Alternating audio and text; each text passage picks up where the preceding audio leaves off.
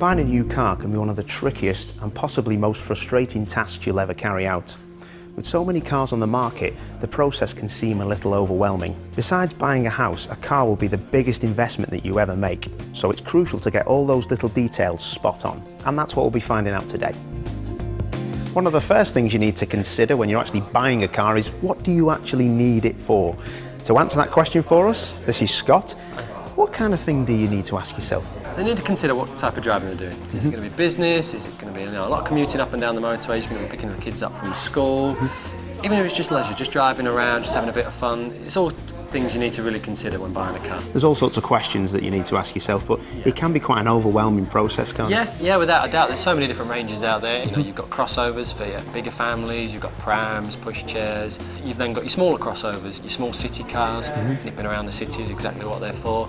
You've then got your big 4x4s or even your estate cars for people who are lugging more luggage around, etc. So there's such a wide range of choice out there. That's why we're here to maybe help with the decision process. And that's what you'd be here for. So it's a that's kind of job. a kind of a process between the actual salesman or the sales lady and the person buying the car. Exactly, yeah, without a shadow of a doubt. So Scott, it's not just a case of petrol or diesel anymore, it's actually new technologies. Yeah, you've got obviously your conventional diesel and your conventional petrol engine still. You've now got hybrids, range extenders and full electric vehicles to choose from. Once we've got a car in mind, presumably it's best to keep a budget in mind. Of course, yeah, you need to make sure you live within your means. So you look at a monthly budget, maybe stretch out a little bit if it's just the right perfect car for you. But there's so many different financing options available these days. You know, you've got personal contract plan, you've got hire purchase, or for business users you've even got contract hire. Some customers it even suits a cash purchase. So it's just about living within your means and setting yourself the right amount of budget for the right vehicle. So once you've looked at a car and looked at the budget, it's not just about the actual monthly payments, is it? No, it's not. Obviously you've got running costs, etc.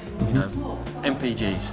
Petrol, diesel, making sure which one's most cost effective for you. Your insurances as well. There's so many different ranges of insurances, you know, city cars start at group 1 and 2, all the way up to your high performance cars that go into the 40s and 50s. And then your tax. There's so many cars nowadays that have got nil tax or even 20 or 30 pounds a year road tax. So there's so many different things to consider as well. So we've got a budget in mind. I know what I want from the car. So what would be the next step? Well, the next step is to go and have a seat in one. We'll go and have a look and take a seat. Yeah, let's do that. Let's go for it. Perfect. So there's a lot of trims available in these cars. You might have your budget in place, but you could actually go off the scale with trims and things, couldn't you? You can do. I mean, there's so many different options to consider with cars these days. As you say, so many different trim levels, customisables, different alloys, spoilers, door mirror covers. You've also then got the interior selections. Sat-nav, Bluetooth, reversing cameras. So there's such a wide variety of options for you to choose from. So it's probably a good thing to do your research and maybe look online at the videos that guys put on there and anything about the cars that you see. And also in retailers, there's a lot of guys that are very knowledgeable as well. Yeah, without a doubt. Do your research, know what you want in the car, what you want it to have, what you want it to do as well. So what would be the next step then? Go for a test drive. Yeah, let's do that. Let's go. Perfect.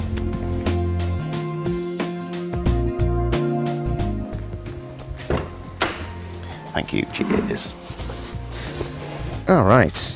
It's weird, isn't it, being in a new surrounding, because you can feel a bit pressured. Is that the kind of thing you should feel? No, you shouldn't feel like that at all. There are a lot of people that do feel like that. It is a new experience, so you are going to feel a little bit different, but just make sure as soon as you get in the car, you get your seat set in the right position, you get your mirrors adjusted correctly, and you feel comfortable before you set off. Although it is a new vehicle, there's so many different functions and features to look at and to play with, etc. Just make sure you're physically happy and set where you are before you drive the vehicle. And some cars I probably wouldn't be used to having different things, like this one's got telephone prep, and some things are probably not for me, so it's not a bad thing to ask questions to see if that's standard kit.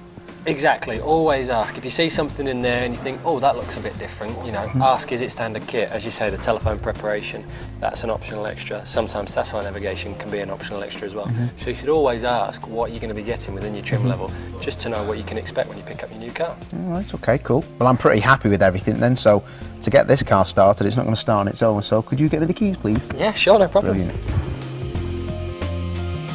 With many different service packages available, it's worth considering when buying your car, as it will give you future peace of mind. We caught up with Roy from the service department to tell us more. The service plan is a way of budgeting for your yearly service. It's effectively like putting your money each month into a pot, and end of that year, when its service is due, we simply take over the keys when the vehicle is due, do the service to manufacturer's recommendation, and hand your keys back and take care of the payment through the plan itself. Long-term values are you get a MOT when it's due, free of charge, you get 10% on parts and labour wherever necessary, and as well as having genuine service bits and the correct intervals, that also adds on resale value to the vehicle.